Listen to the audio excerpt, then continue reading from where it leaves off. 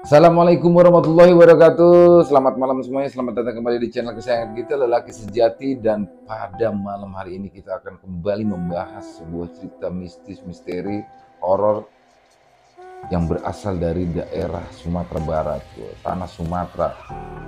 Ya, untuk mistis di Sumatera memang cukup tinggi, salah satunya Sumatera Barat. Dan pada kesempatan kali ini kita akan menceritakan makhluk yang bernama Palasik. Dia adalah sesosok makhluk yang kepalanya saja dan di bawahnya itu ada organ dalam yang terbang memakan bayi. Dan pada malam hari ini kita akan membahas kejadian yang terjadi di tanah Sumatera Barat, di ranah Minang. Kisah tentang makhluk yang bernama Palasik.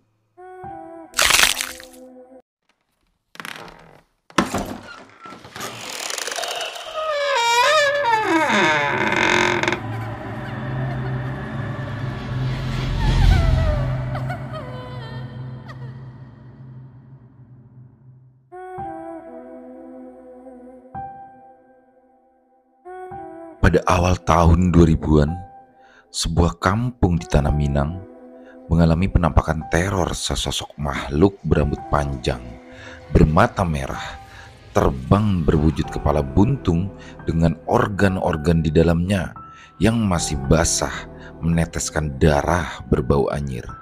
Konon, makhluk ini mengincar bayi untuk dimakan sebagai pelengkap kekuatannya. Penampakannya selalu muncul pada malam hari, terutama pada malam jika ada sang ibu yang hendak melahirkan permata buah hatinya ke dunia. Tercatat, sekitar 4 kampung di Tanah Minang yang mengalami teror oleh makhluk serupa. Mereka menyebut makhluk mengerikan itu dengan nama Palasi.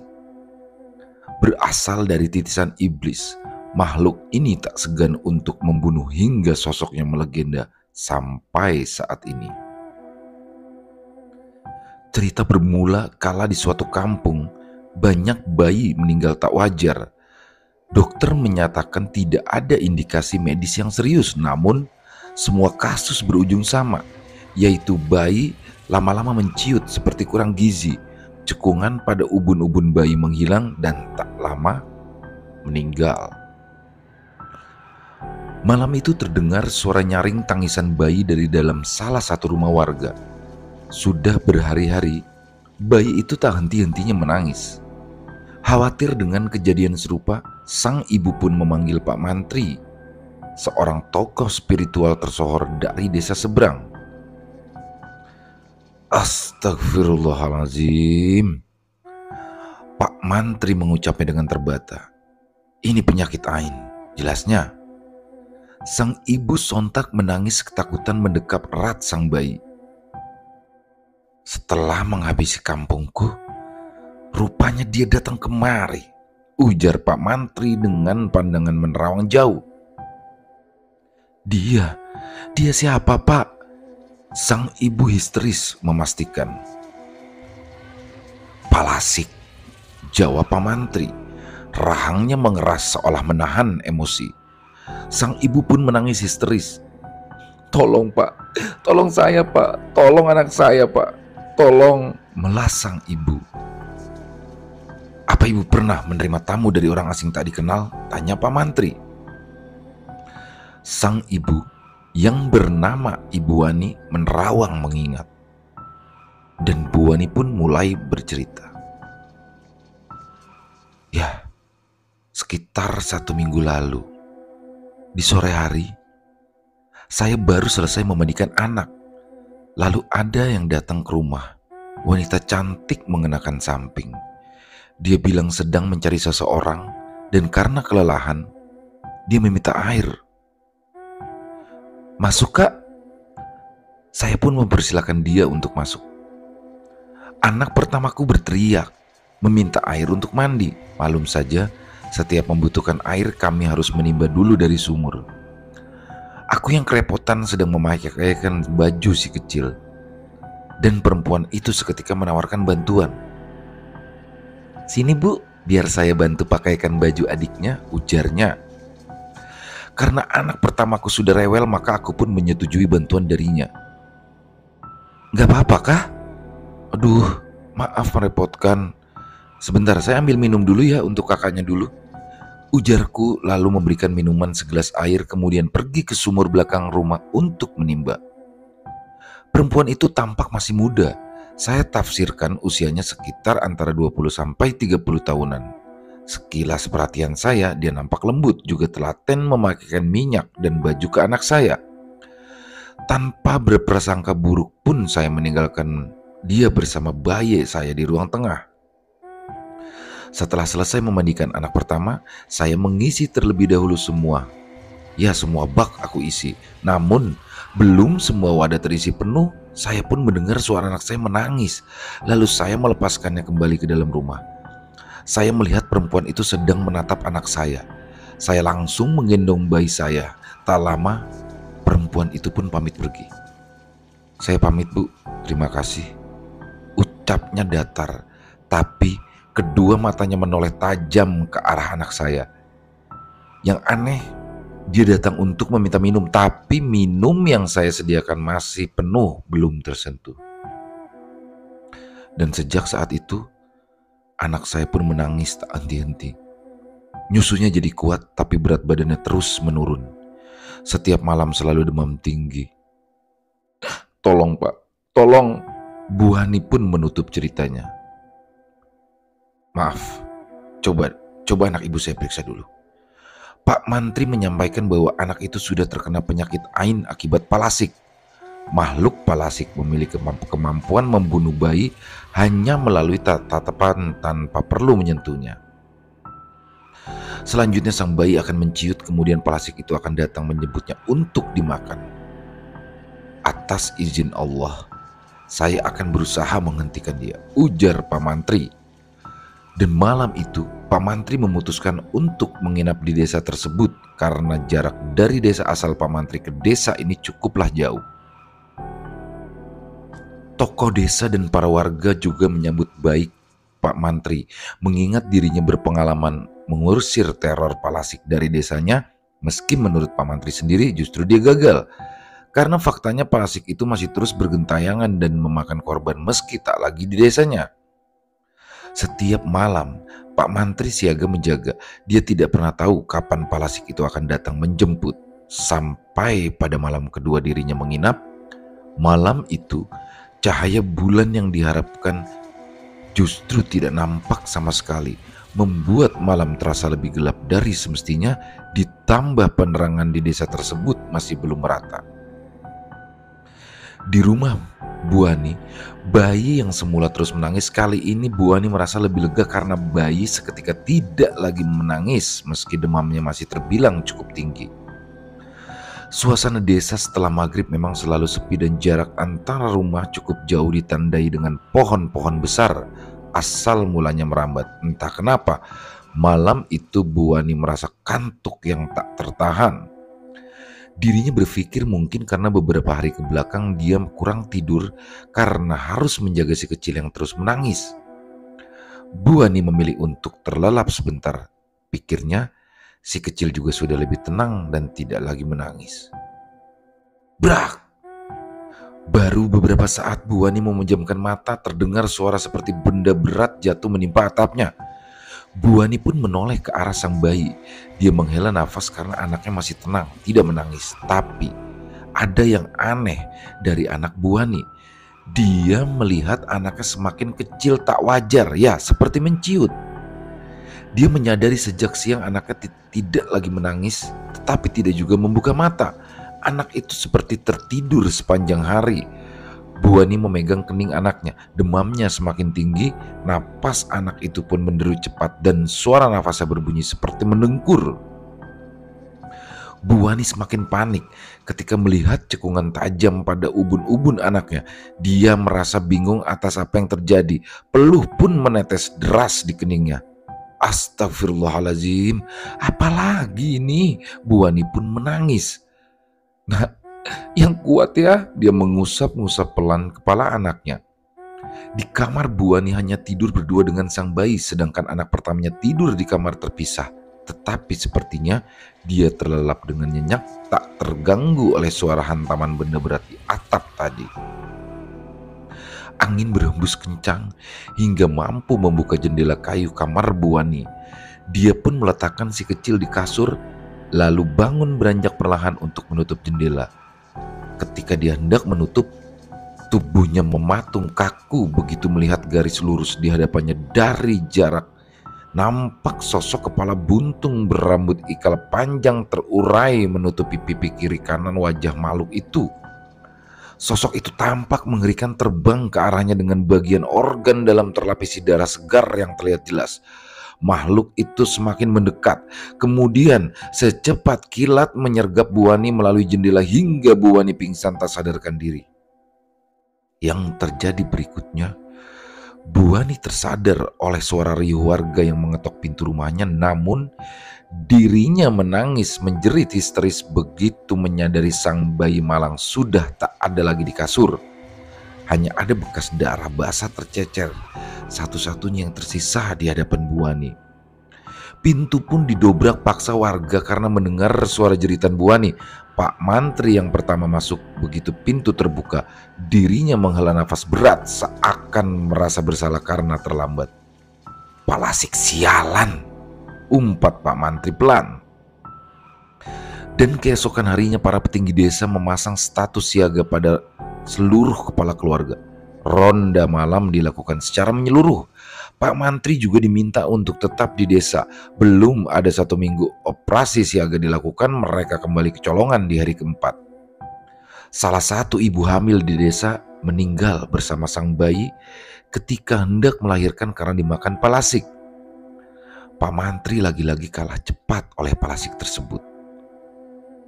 "Makhluk itu memiliki ilmu hitam yang sangat tinggi dan penuh tipu daya," ujar Pak Mantri. Pandangannya menerawang jauh mengingat kejadian di masa lalu. "Hingga 2 malam setelah itu, saya mengenal makhluk itu sebagai Nuri." Pak Mantri pun melanjutkan ceritanya. Tok tok tok, tok tok tok. Kamar tidur Pak Mantri diketuk kasar. Dari dalam kamar dia menyadari bahwa yang bertamu bukanlah manusia. Naluri spiritualnya lebih cepat 1 langkah dibandingkan penglihatan matanya. "Silakan masuk," kata Pak Mantri. "Kenapa berhenti?" lanjut Pak Mantri ketika pintu terhenti terketuk beberapa saat. Angin dingin berhembus kencang. Guntur mendadak menggelegar. Cuaca di luar semakin gelap karena mendung. Tak lama hujan pun turun dengan derasnya. Gemericik air mendarat di tanah dan loteng terdengar sangat bising. Tok tok tok, tok tok tok. Pintu Pak Mantri tergedor lagi. Pak Mantri mengambil tasbih yang ia letakkan di bawah bantalnya. Pak Mantri pun mulai merapal ayat-ayat doa. Pelan-pelan langkahnya berjalan mendekat ke arah pintu. Dia merasakan energi negatif yang sangat kuat berada di dekatnya. Tok tok tok, tok tok tok. Pintu itu kembali tergedor semakin keras. Pak Mantri telah tiba tepat di hadapan pintu yang tergedor itu. Dia menarik nafas panjang, mengucap asma Allah. Lalu dengan sekali hentakan dia membuka pintu tersebut. Tidak ada siapa-siapa. Dia menoleh ke kiri dan ke kanan. Matanya menelisik, menyisir ruang tamu, namun tak ada apapun atau siapapun. Dia pun berbalik arah menutup pintu kamarnya. Baru beberapa langkah dia berjalan, langkahnya terhenti karena merasakan ada yang menetes dari langit-langit ruangan jatuh tepat di kepalanya. Pak Mantri menyentuh cairan yang menetes di kepalanya. Bau anyir langsung terasa menyengat dan benar begitu saja dia melihat di tangannya cairan yang menetes itu adalah darah. Tetesannya semakin deras jatuh ke kepalanya Pak Mantri. Menoleh ke atas, dia mengejutkan sosok kepala buntung dengan organ dalam basah itu berada tepat di atasnya dan menjatuhkan 2 mayat bayi ke muka Pak Mantri. Astagfirullahaladzim. Makhluk itu tertawa memekik, kemudian tiba-tiba menghilang ketika Pak Mantri memperhatikan mayat-mayat bayi yang terbaring. Pak Mantri memilih mengurus jasad kedua bayi ini dibanding mengejar makhluk itu, namun baru dia akan mengambil kain putih, suara pintu gudang terketuk lagi. Tok tok tok, tok tok tok. Kali ini ketukan itu terdengar pelan dan sopan. Pak Mantri menduga itu adalah warga, maka dia menyelesaikan membukakan pintu tersebut. Pak Mantri terkaget ketika di depan rumahnya berdiri wanita cantik khas perempuan Minang. Pak Mantri sering berkeliling desa-desa. Dia merasa tak mengenali wanita itu, namun parasnya merasa tak asing bagi Pak Mantri. Ada yang bisa saya bantu?" ucap Pak Mantri. "Saya mau minta tolong, Pak. Boleh saya masuk?" ujar wanita itu dengan suara lembut. Pak Mantri pun mempersilahkan wanita itu untuk masuk. Dengan hati-hati Pak Mantri merapatkan dulu pintu kamarnya. Ketakutan wanita itu tersebut terkejut dan salah paham. Terlebih baginya orang di hadapannya ini ialah orang asing yang juga perlu diwaspadai. Tanpa basa-basi, wanita itu menyampaikan maksudnya. "Saya yang Bapak cari. Tangkap saya. Bunuh saya," ujarnya dalam satu tarikan nafas. Pak Mantri pun tercengang.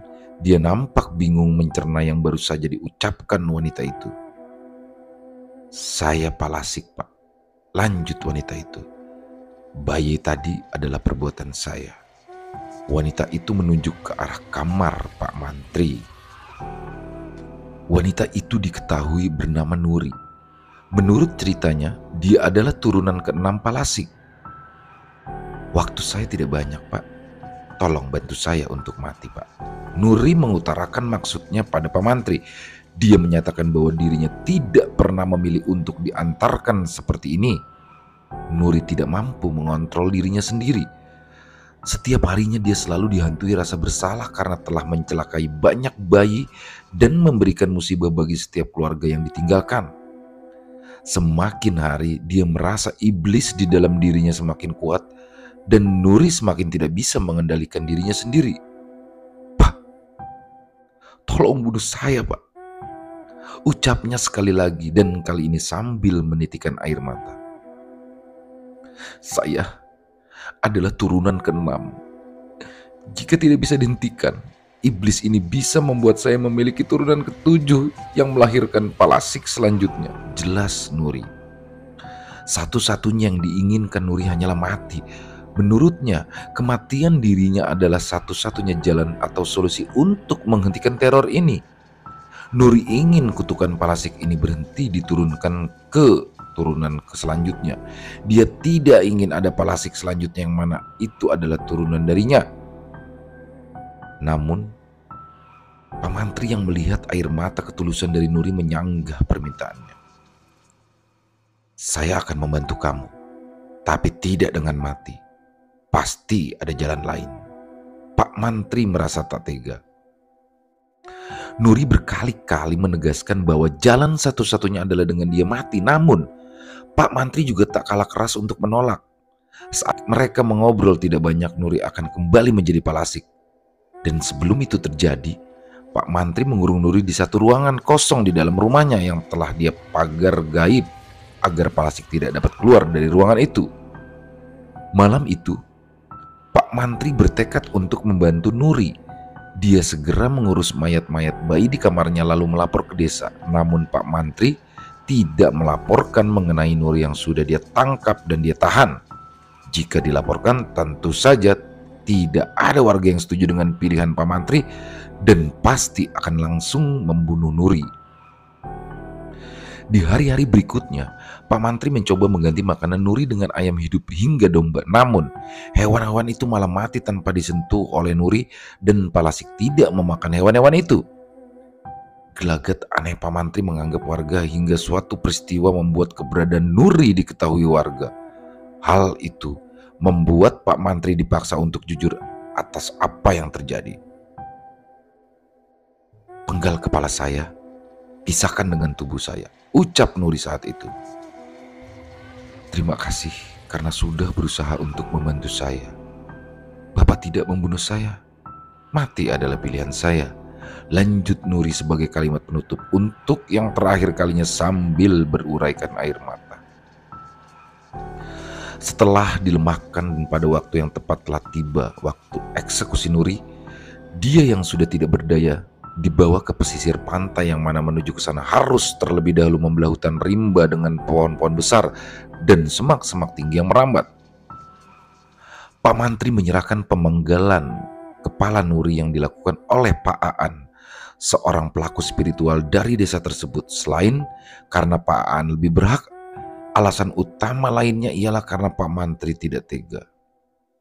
Setelah upacara ritual selesai dilakukan, tubuh nuri yang telah terpasung direbahkan di tanah, kemudian secepat kilat dieksekusi oleh Pak Aan hingga kepalanya terputus. Mata nuri terbuka dan sebagian lidahnya menjulur keluar. Setelah itu kepala dan tubuh nuri dipisahkan dan dibawa oleh dua mobil terpisah untuk membebankannya. Satu mobil yang membawa tubuh nuri melaju jauh ke arah barat, sedangkan satu mobil lain yang membawa kepala nuri melaju ke arah timur. Sesuai petunjuk dari nuri bahwa kepala dan tubuhnya tidak bisa disatukan, namun semua mata terbelalak dan jiwa-jiwa menjadi panik ketika mobil yang membawa kepala nuri memberikan laporan bahwa kepala itu telah hilang entah kemana. Dan karena panik dan ketakutan setengah mati, mobil yang membawa tubuh nuri pun berhenti di tengah jalan dan mengambil jalan pintas untuk segera melemparkan tubuhnya ke laut. Palasik yang kepalanya terpisah dari tubuhnya pasti akan datang menjemput tubuhnya. Seluruh warga bergidik ngeri. Mereka mengutuk diri mereka sendiri, merasa bahwa pembalasan dari Palasik pasti akan lebih menyeramkan lagi. Itulah yang sebenarnya saat saya pikirkan, nuri salah. Kutukan Palasik tidak bisa dibatalkan dengan dia mati.